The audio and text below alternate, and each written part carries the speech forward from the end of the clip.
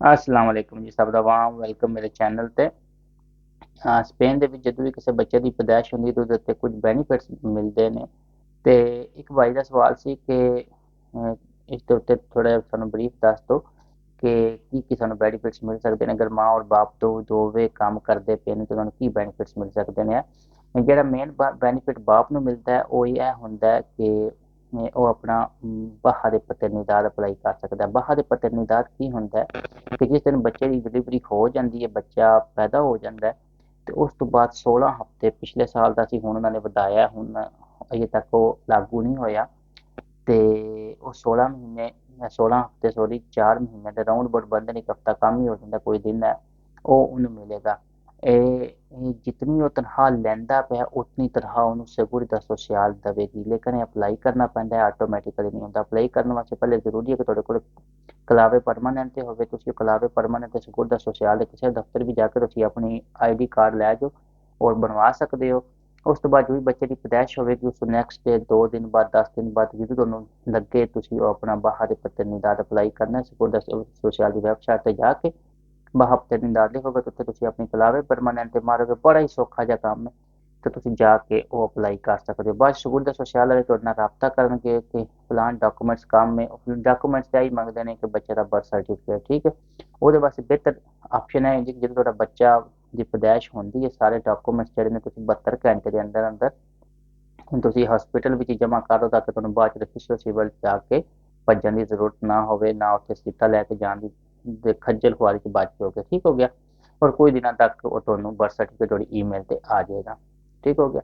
ਔਰ ਇਹ ਹੀ birth certificate ਬਾਅਦ ਸਹੂਲਤ ਸੋਸ਼ਲ ਨੂੰ ਤੁਸੀਂ ਭੇਜਣਾ, ਉਹ ਮਹੀਨੇ ਬਾਅਦ ਭੇਜੋ, 20 ਦਿਨਾਂ ਬਾਅਦ ਭੇਜੋ, 1.5 ਮਹੀਨੇ ਬਾਅਦ ਭੇਜੋ, ਜਦੋਂ ਭੇਜੋਗੇ ਤੁਹਾਡਾ ਬਾਹਰ ਦੇ ਪਤਰਨੀਦਾਰ ਐਕਟਿਵ ਹੋ ਜਾਏਗਾ, ਤੁਹਾਨੂੰ ਉਹ ਸਾਰੀ ਇਕੱਠੀ ਜਿਤਨੀ ਵੀ ਤੁਹਾਡੀ ਬਣੀ ਹੋਏਗੀ ਉਹ ਆ ਜਾਏਗੀ। ਯਾਨੀ ਕਿ ਅਗਰ ਤੁਸੀਂ ਜਨਵਰੀ 1 ਨੂੰ ਭੇਜਿਆ, ਤੁਹਾਡਾ ਬਾਹਾ ਪਤਰਨੀਦਾਰ ਐਕਟਿਵ ਫਰਵਰੀ 10 ਨੂੰ ਹੋਇਆ, ਤੇ ਫਿਰ ਫਰਵਰੀ ਲਾਸਟ ਤੇ ਤੁਹਾਨੂੰ ਜਨਵਰੀ ਫਰਵਰੀ ਦੀ ਇਕੱਠੀ ਆ ਜਾਏਗੀ, ਫਿਰ ਮਾਰਚ ਅਪ੍ਰੈਲ ਦੀ ਬਾਅਦ ਚ ਮਹੀਨੇ ਦੇ ਮਹੀਨੇ ਆਉਂਦੀ ਰਹੇਗੀ ਹੈ। ਇਹ ਟੋਟਲ ਜਿਤਨੀ ਤੁਹਾਡੀ ਸੈਲਰੀ ਹੁੰਦੀ ਹੈ ਐਮਪ੍ਰੈਸ ਜਿਹੜਾ ਕਿ ਤੁਸੀਂ ਕੰਮ ਕਰਦੇ ਹੋ ਉਹਦੇ ਜਿਤਨੀ ਤੁਹਾਡੀ ਸੈਲਰੀ ਹੁੰਦੀ ਹੈ ਉਹ 100% ਆਵੇਗੀ, ਵਿੱਚ ਇੰਪ੍ਰੈਸ ਦਾ ਕੋਈ ਲੈਣ ਦੇਣ ਨਹੀਂ ਹੁੰਦਾ ਹੈ, ਠੀਕ ਹੋ ਗਿਆ ਜੀ। ਮਾਂ ਦਾ ਵੀ ਸੇਮ ਹੈ, ਬਾਹਰ ਦੀ ਮਤਰਨੀਦਾਦ ਹੁੰਦਾ ਉਹਦਾ ਵੀ ਸੇਮ ਪ੍ਰੋਸੈਸ ਹੈ, ਉਹ ਵੀ ਅਪਲਾਈ ਕਰ ਸਕਦੇ ਨੇ, ਠੀਕ ਹੋ ਗਿਆ। ਮਿਨੀਮਮ 180 ਦਿਨ ਏਜ ਦੇ ਹਿਸਾਬ ਨਾਲ ਉਹਨਾਂ ਦਾ ਕੰਮ ਹੋਣਾ ਚਾਹੀਦਾ ਤਾਂ ਕਿ ਉਹ ਕੱਲ ਨੂੰ ਮਤਰਨੀਦਾਦ ਅਪਲਾਈ ਕਰ ਲੈਣਾ, ਠੀਕ ਹੈ। 180 ਦਿਨ ਜ਼ਿੰਦਗੀ ਚ ਉਹਨਾਂ ਦਾ ਕੰਮ ਹੋਣਾ ਚਾਹੀਦਾ, ਠੀਕ ਹੋ ਗਿਆ।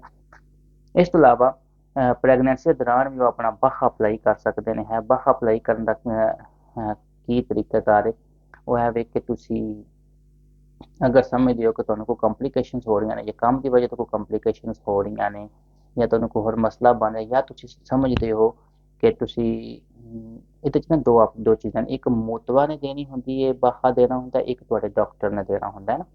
ਉਹਦੇ ਵਿੱਚ ਕੀ ਹੁੰਦਾ ਹੈ ਕਿ ਮੋਤਬਾ ਵਾਲੇ ਕਈ ਚੀਜ਼ਾਂ ਵੈਰੀਫਾਈ ਕਰਦੇ ਨੇ, ਉਹਦੇ ਵਿੱਚ ਬਿਹਤਰੀਨ ਆਪਸ਼ਨ ਆਈ ਹੁੰਦੀ ਹੈ ਕਿ ਅਗਰ ਤੁਸੀਂ ਸਮਝਦੇ ਹੋ ਕਿ ਮਾਂ ਸਮਝਦੀ ਹੈ ਕਿ ਜਿਹੜਾ ਉਹ ਕੰਮ ਕਰ ਰਹੀ ਹੈ ਉਹਦੀ ਵਜ੍ਹਾ ਤੋਂ ਉਹਦੀ ਪ੍ਰੈਗਨੈਂਸੀ ਨੂੰ ਕੋਈ ਕੰਪਲੀਕੇਸ਼ਨ ਹੋ ਸਕਦੀਆਂ ਨੇ, ਜਾਂ ਸਮਝਦੀ ਕਿ ਮੈਂ ਥੱਕ ਜਾਂਦੀ ਹਾਂ, ਮੇਰੇ ਕੋਲ ਕੰਮ ਨਹੀਂ ਹੁੰਦਾ, ਮੈਨੂੰ ਡਰ ਲੱਗਦਾ ਕਿ ਮੇਰੀ ਪ੍ਰੈਗਨੈਂਸੀ ਨੂੰ ਕੋਈ ਇਸ਼ੂ ਬਣੇਗਾ, ਤੇ ਉਹ ਆਪਣੇ ਨਾਲ ਬਿਹਤਰ ਇਹ ਹੀ ਹੁੰਦਾ ਕਿ ਆਪਣੇ ਨਾਰਮਲ ਡਾਕਟਰ ਕੋਲ ਜਾਓ ਔਰ ਜਾ ਕੇ ਉਹਨੂੰ ਦੱਸੋ। ਅੱਵਲ ਤੇ ਕਤਲ ਨਹੀਂ ਤੇ ਫੋਨ ਦੇ ਉੱਤੇ ਹੀ ਤੁਸੀਂ ਉਹਨੂੰ ਦੱਸੋਗੇ ਤੇ ਉਹ ਤੋਂ ਸਾਰੀ ਲੈ ਕੇ ਸਾਰੀ ਡਿਟੇਲ ਲੈ ਕੇ ਉਹ ਤੁਹਾਨੂੰ ਬਾਹਾ ਭੇਜ ਦੇਣਗੇ, ਠੀਕ ਹੋ ਗਿਆ।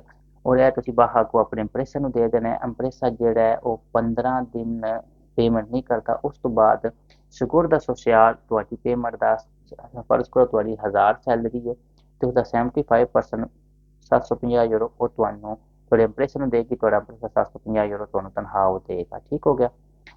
ਜਿੰਨਾ ਕਿ ਤੁਹਾਡੀ ਡਿਲੀਵਰੀ ਨਹੀਂ, ਡਿਲੀਵਰੀ ਦੇ ਬਾਅਦ ਤੁਹਾਡਾ 100% ਹੋ ਜਾਏਗਾ। ਤੀਸਰੀ ਜਿਹੜੀ ਯੁੱਧ ਹੈ ਤੁਸੀਂ ਇਹ ਲਾ ਸਕਦੇ ਹੋ, ਲਵਾ ਸਕਦੇ ਹੋ, ਬੱਚਾ ਜਦੋਂ ਪੈਦਾ ਹੋਏਗਾ ਤੁਸੀਂ ਹੈਂਸੀਅਤ ਦੇ ਮੁਤਾबिक ਸਿੰਧਾ ਦੇ ਵਿੱਚ ਯੁੱਧ ਹੈ 100 ਯੂਰੋ ਦੀ ਯੁੱਧ ਹੈ। ਜਿਹੜਾ ਬੱਚੇ ਦੇ ਦੁੱਧ ਪੀਣ ਦਾ ਛੋਟਾ ਮੋਟਾ ਖਰਚਾ ਹੁੰਦਾ ਉਹ 3 ਸਾਲ ਤੱਕ ਉਹ ਤੁਹਾਡਾ ਲੱਗ ਜਾਏਗਾ। ਉਹਦੇ ਉਹ ਵੀ ਕੋਈ ਉਹ ਵੀ ਮਾਂ ਅਪਲਾਈ ਕਰ ਸਕਦੀ ਹੈ, ਠੀਕ ਹੈ। ਉਹਦੇ ਵਾਸਤੇ ਜ਼ਰੂਰੀ ਹੈ ਕਿ ਮਾਂ ਜਿਸ ਟਾਈਮ ਯਾਨੀ ਕਿ ਉਹ ਸਾਰੇ ਪ੍ਰੋਸੈਸ ਵੀ ਗੁਜ਼ਰੀ ਹੋਵੇ, ਕੰਮ ਉਹਨੇ ਕੀਤਾ ਹੋਵੇ, ਠੀਕ ਹੈ ਨਾ, ਔਰ ਡਿਲੀਵਰੀ ਟਾਈਮ ਉਹਦਾ ਹਾਲ ਤੱਕ ਚੱਲਦਾ ਹੋਵੇ, ਠੀਕ ਹੋ ਗਿਆ। ਔਰ ਉਹ 3 ਸਾਲ ਤੱਕ ਉਹ ਇਹ ਯੁੱਧਾ ਵੀ ਲੈ ਸਕਦੀ। ਹੋਪ ਸਟਨ ਦਾ question, thank you very much, Allah.